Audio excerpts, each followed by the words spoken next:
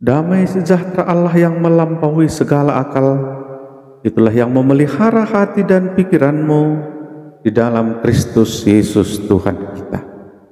Amin. Shalom Bapak Ibu Saudara-saudara yang diberkati oleh Tuhan Yesus Kristus. Pada saat ini kita kembali bertemu dengan firman Tuhan yang menjadi khotbah di minggu ke-25 setelah Trinitatis pada tanggal 17 November tahun 2024. Adapun yang menjadi khotbah kepada kita adalah Matius 24 ayat 9 sampai ayatnya yang ke-14. Demikian pembacaan firman Tuhan. Pada waktu itu kamu akan diserahkan supaya disiksa, dan kamu akan dibunuh dan akan dibenci semua bangsa oleh karena namaku. Dan banyak orang akan murtad dan mereka akan saling menyerahkan dan saling membenci. Banyak nabi palsu akan muncul dan menyesatkan banyak orang. Dan karena makin bertambahnya kedurhakaan, maka kasih kebanyakan orang akan menjadi dingin. Tetapi orang yang bertahan sampai pada kesudahannya akan selamat. Dan Injil kerajaan ini akan diberitakan di seluruh dunia, menjadi kesaksian bagi semua bangsa. Sesudah itu barulah tiba kesudahannya. Demikian pembacaan firman Tuhan.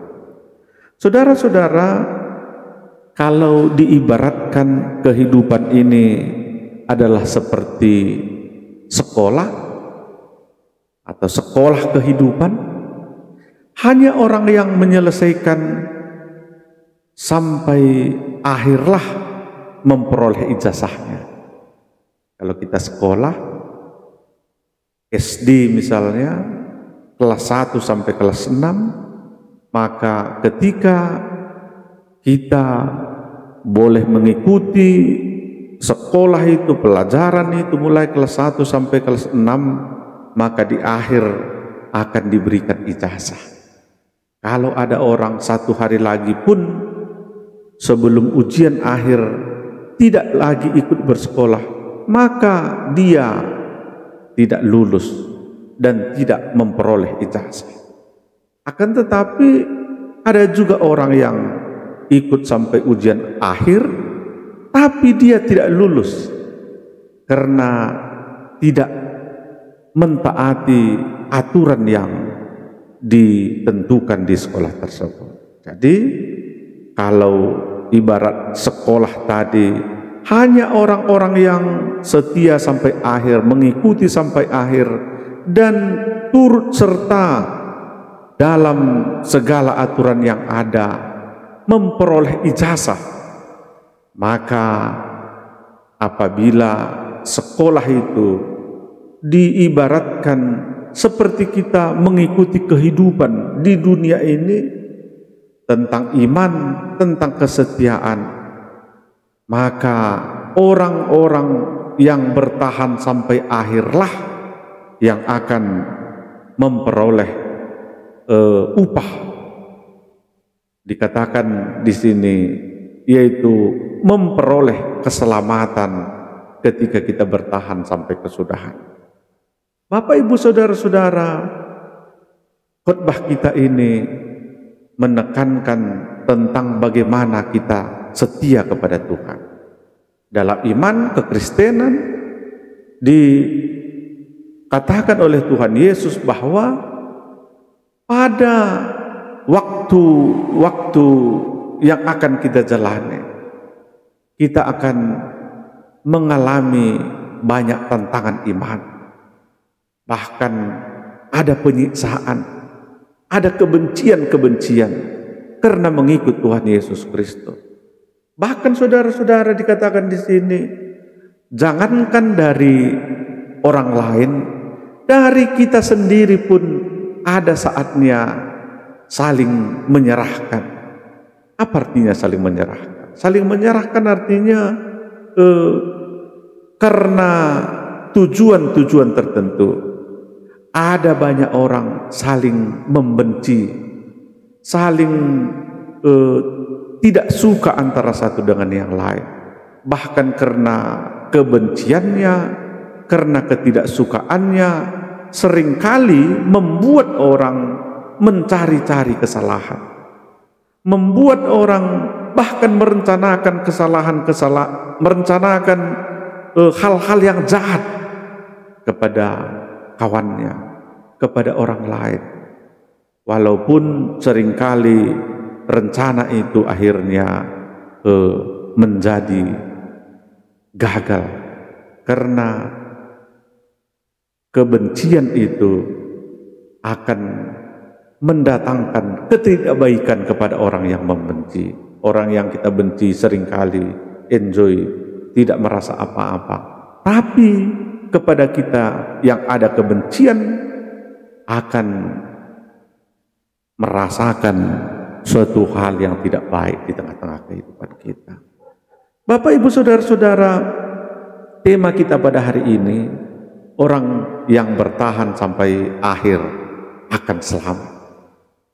Tema ini adalah bagian dari khotbah kita dalam Matius 24 ayat 13. Yesus berkata, tetapi orang yang bertahan sampai pada kesudahannya akan selamat. Ini adalah bagian dari khotbah di Bukit Zaitun, suatu penjelasan kepada murid-murid tentang masa sulit yang akan dihadapi murid-murid Tuhan Yesus di perjalanan imannya.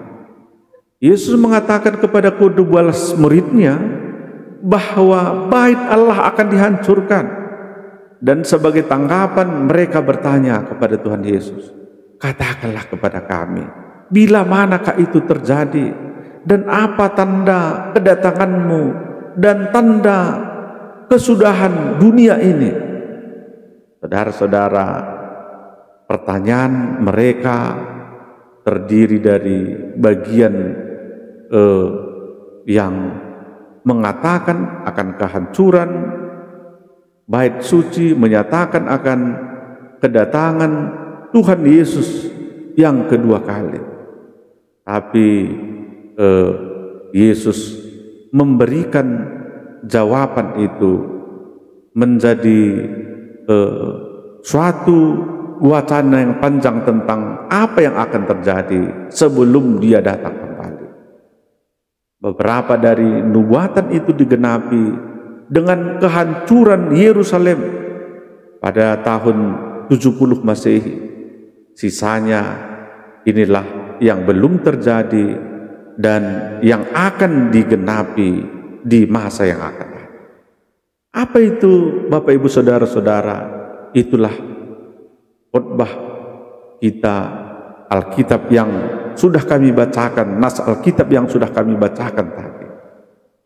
Yesus katakan akan banyak bermunculan nabi palsu yang menyesatkan banyak orang, seolah-olah apa yang disampaikan itu baik, tapi ternyata itu bertentangan dengan kehendak Tuhan. Banyak orang, banyak nabi-nabi palsu yang menyesatkan banyak orang, menyampaikan seolah-olah hanya berkat saja, tidak ada kutuk. Sesungguhnya ketika firman Tuhan dikumandangkan, ada berkat dan kutuk di sana. Artinya apa? Ketika kita setia melakukan apa yang Tuhan firmankan, maka kita akan diberkati. Tapi ketika kita tidak mau melakukan apa yang Tuhan perintahkan, maka pada saat itulah ada kutuk dosa yang akan membebani kehidupan. Bapak, Ibu, Saudara-saudara, selanjutnya apa yang terjadi? Karena makin bertambahnya kedurhakaan, maka kasih kebanyakan orang menjadi dingin. Apa artinya kasih yang menjadi dingin? Tidak ada lagi kasih di tengah-tengah kehidupan manusia. Semua orang mementingkan diri sendiri. Semua orang egois, hanya memerlukan apa yang dia butuhkan, tidak mencoba mengerti dan memikirkan apa yang dibutuhkan orang lain. Seolah-olah hanya dia yang perlu, seolah-olah hanya dia yang penting, orang lain tidak penting, sehingga orang akhirnya berbuat semena-mena terhadap orang lain. Kasih itu sudah menjadi dingin. Seharusnya bisa mengasihi, tidak lagi dilakukannya. Seharusnya bisa menolong, tidak lagi menolong orang lain dalam kehidupannya. Jadi untuk itu saudara-saudara, janganlah kasih itu menjadi dingin di tengah-tengah kehidupan kita. Hendaklah kasih itu tetap hangat, artinya tetap hubungan baik, tetap saling menyapa, tetap saling menolong, tetap saling peduli di tengah-tengah kehidupan kita. Itulah tanda kasih itu tetap hangat. Kita bisa saling melayani, bisa saling mengingatkan di tengah-tengah kehidupan. Bapak, Ibu, saudara-saudara, tapi Tuhan Yesus katakan, orang yang bertahan sampai kesudahannya akan selamat, walaupun kita disiksa. Bahkan ada yang sampai dibunuh, ada yang dibenci oleh karena nama Tuhan Yesus. Banyak orang yang murtad dan saling menyerahkan, saling membenci. Walau banyak nabi palsu, tetapi orang yang bertahan sampai kesudahannya akan selamat. Poin penting ini yang mau ditekankan kepada kita pada hari ini, bahwasanya yang bertahan sampai kesudahannya, yang setia sampai kesudahannya kepada Tuhan Yesus, itulah yang akan diselamatkan.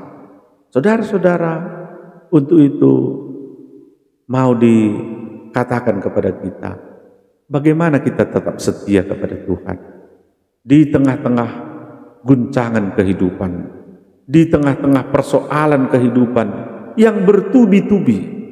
Mungkin masing-masing kita menghadapi tantangan itu pada saat ini.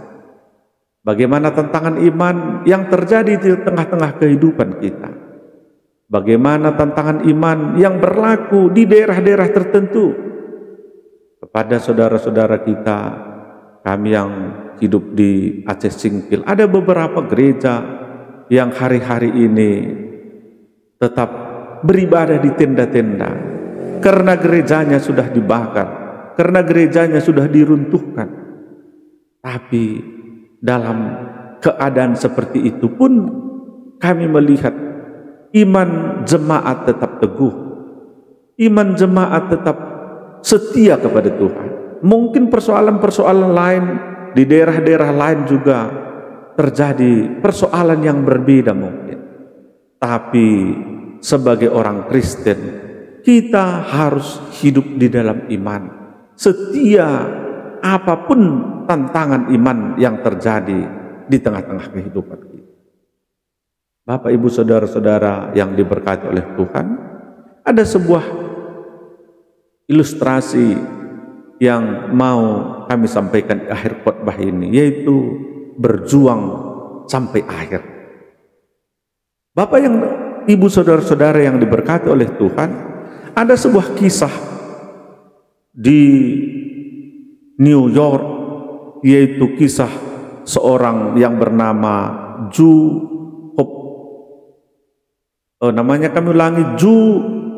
Koplowitz. Dia adalah wanita yang berusia 59 tahun. Saudara-saudara, ketika dilakukan lomba lari maraton di New York, dia selalu menjadi peserta. Akan tetapi ada hal yang berbeda di sana. Ketika tahun lalu diadakan perlombaan maraton ini, juara perlombaan itu mencatat waktu 2 jam 9 menit. Akan tetapi Ju membutuhkan waktu 28 jam 45 menit. Tentu waktu yang sangat lama sekali untuk dia bisa sampai ke garis finish. Ju lumpuh sejak berumur 30 tahun. Ia hanya bisa berjalan tertatih dengan 2 tongkat penyangganya. Ju ikut berlomba bukan untuk menjadi juara. Ia ingin membuktikan bahwa kelumpuhannya tak membuatnya berhenti berjuang. Buktinya, walau dengan susah payah, ia mencapai garis finish. Coba kita bayangkan kalau juara perlombaan itu 2 jam 9 menit, dia membutuhkan waktu 28 jam 45 menit. Banyak orang yang heran, kenapa panitia memberinya ruang untuk ikut berlomba? Kenapa dia ikut berlomba? Saudara-saudara, hidup Kristiani adalah ibarat lomba lari. Kita harus memelihara iman kita sampai akhir kehidupan.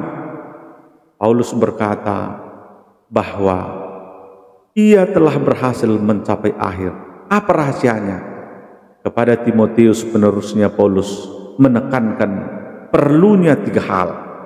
Pertama, penguasaan diri, kesabaran menderita, dan ketekunan menjalankan panggilan Tuhan dalam situasi dan kondisi apapun.